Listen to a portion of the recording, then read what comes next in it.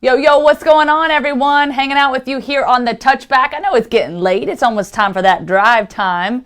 But we wanted to check in with our Auburn folks because we took to the polls. We wanted to ask you who you were most interested in talking about player-wise for the 2020 season, and we got a pretty good list. My man Matt Zenitz here is hanging out. He's going to give us some scoop on the roster and some of the big names that we can expect to make a big impact in 2020. And those names are Tank Bigsby, cool name, I like his name. Cedric Jackson, KJ Britt, and Zycavius. That's right, Zycavius Walker. Did a good job with that.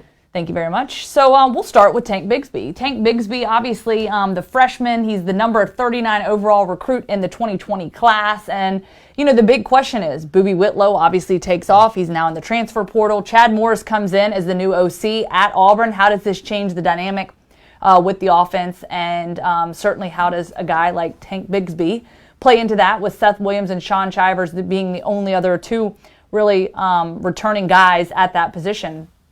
And, of course, Tank being, well, his name speaks for itself, a tank. So at the running back position. So just your overall thoughts on his abilities and his ability to potentially make a big impact early on. Well, they need him even more now with Boobie moving on from the program, right? So Boobie Whitlow leaving puts Auburn in a situation even more where they need people to step up. So you have DJ Williams, who did some good things last year. You have Sean Shivers, who's done some good things over the course of the last couple of years. But yet you have a very talented freshman now in Tank Bigsby coming in, one of the prize pieces of Auburn's recruiting class this year, top 40 overall recruit nationally, a top 5 running back in this year's recruiting class, and somebody who, from what I've heard in terms of early impressions, has really approached things the right way. It is weighing somewhere in the 205 range right now, and it seems like he's impressed with just his mindset, his approach to just this beginning part of the offseason, and definitely a guy who will factor into things competition-wise for playing time at that running back position, especially with Boobie now moving on from the program. And I guess your overall takeaway, you've obviously been covering the changeover at offensive coordinator with Chad Morris. He's obviously been able to develop a lot of guys, especially at the quarterback position. But how do you think maybe offensively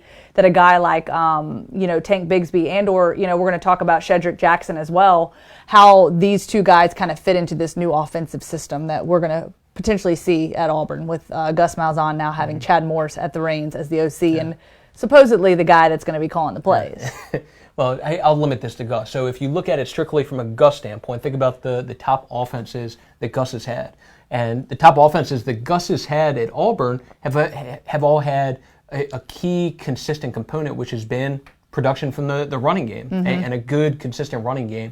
And that's something that, even with Chad in place now, that they're going to look for, obviously, to be a big part of this offense, is consistent production from the running game, which has been an issue with them during the course of the last couple of years. And Tank, somebody who is definitely going to be dependent on to help with that consistent production, and somebody who, once again, is going to be needed even more with Boobie moving on. But he's somebody that, even if Boobie hadn't parted ways with the program, that he would have been in the mix for playing time anyway because he's that talented. So when you look at Cedric Jackson moving down the list, obviously the wide receiver, he battled injury last year in the season opener, hurt his ankle against Oregon.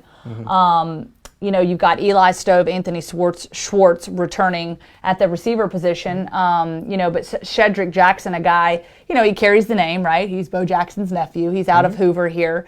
Not bad bloodline. Not bad at all. So with that being said, is this a guy that you anticipate getting a lot more reps and opportunities this year, especially under the new direction of Chad Morris? Yeah, it would definitely be a guy that I think would be in that receiver rotation. So when you bring back some talented players, so you bring back Seth Williams, who's obviously done some big things for Auburn. You have Eli Stove, who came back from the injury last year and made some plays, and then Anthony Schwartz, one of the faster players in the country. But there's room to be part of that rotation to go along with those guys, especially with players like Sal Cannello, Will Hastings now moving on. You have Marquise McLean, who decided after the season to transfer also. So there's room within that two deep, within that rotation to make a move, and Cedric's one of the players that will be in the mix to maybe make a move in there to go along with those three top-tier guys. That's great insight. And when we move to the defensive side of the football, linebacker KJ Britt, a lot has been said about KJ Britt, and just what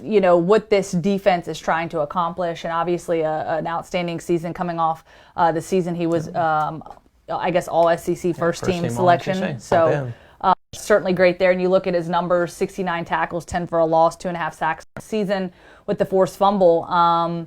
And really that was just as his first season as a starter. Yep, so absolutely. I think you can say that the bar only raises from here for a guy like KJ Britt. Yep, and just an important core piece for them, especially now with Derek Brown, Marlon Davidson, guys like that, Daniel Thomas, Noah at corner moving on to the NFL. You wanted to say his name, but you didn't. I didn't want to put myself in a position where I could potentially stumble. Can you do it? Will you say it? Igbenogany. You got it! Yeah, Igbenogany. so, there you go. Noah Igbenogany.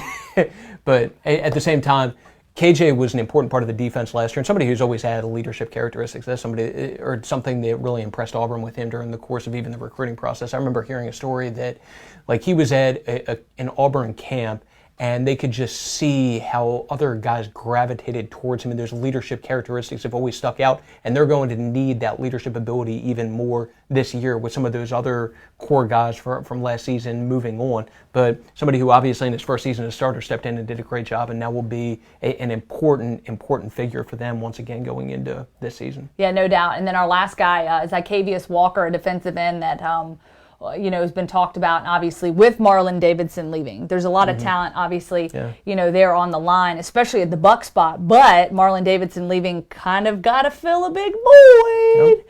So how do you fill that void? Is Zycavius Walker somebody that you point to say, hey, he could be the guy? Yeah, so they'll have some veteran guys coming back that have played for them before that'll factor into the competition for playing time along the defensive line. So not only do you lose Marlon, you lose Derek Brown, also obviously a big piece. So the defensive line is going to be one of the more interesting position groups to watch for Auburn throughout the course of the spring. But fortunately, they do have some guys that have played some. Big Cat Bryan, T.D. Moultrie, players like that. But then you have Zycavius Walker coming in, who was a top 80 recruit nationally, one of the better defensive ends in this year's recruiting class, and somebody who has been described in a similar way to me that Tank Bigsby has, somebody who's come in as an early enrollee and just has the right mindset as far as how he's going about approaching winter conditioning and the early part of this process as far as being at Auburn. But a talented pass rusher that I know people inside that program are very excited about, and he will definitely be dependent on, similar to Tank, to help right away and to be in competition and providing competition for playing time at defensive end. All great stuff there. Now let's shift gears real quick to look at the NFL draft, the NFL Combine, obviously wrapping up over the weekend, and I just want to get your overall takeaways. Any surprises out there, good or bad? I don't know if I'd say surprises, but somebody who impressed me Auburn-wise was, a local guy, Daniel Thomas, somebody who's from Montgomery. So Daniel is a productive player at Auburn, but kind of flying under the radar right now from an NFL draft standpoint. And I think his stock is on the rise after what he did in Indianapolis. So Daniel, I think if you asked NFL people, maybe weren't expecting him to test out to the level that he tested out. So Daniel posted a very respectable 40 time, ran a 4.51 40, had a 37-inch vertical jump. I think had on the bench press, was tied for first in reps among the safety group with 24 of 225. That was out of 22 guys. Yeah, so it was tied for first there. So across the board, speed, athleticism, strength standpoint stood out, and I think maybe created some buzz for himself to go along with just how productive he was during the course of his time at Auburn. That would probably be one of the big ones for me. Aside from that, I don't think it's anything based off how they did in Indianapolis, but Noah Igbenogany and Marlon Davidson are two guys that there continues to be more and more buzz for as far as potentially going early in the draft, but that was the case even before the Combine. And I think Noah is probably one of those, especially the buzz. I feel like his stock has continued to rise. Absolutely. More than anything. So it's been really interesting to see. Yeah, so coming out of the season, I had heard from an NFL scout that viewed Noah as a potential second-round pick with just how well he had finished the year, and it's at a point now where even before the Combine, it seemed like they were starting to get a little bit more and more buzz that not only was he in position to potentially go in the second round, but maybe even earlier. Yeah, inching his way into the first round. That was a real possibility. Awesome stuff. All right, well, we appreciate the insight. Of course, he's Matt Zenitz. You can follow all his stories and his posts on AL.com. Of course, M. Zenitz Twitter account. Boom, boom. Thank you so much. We always appreciate it. We'll have you back here, and we will see you guys next week.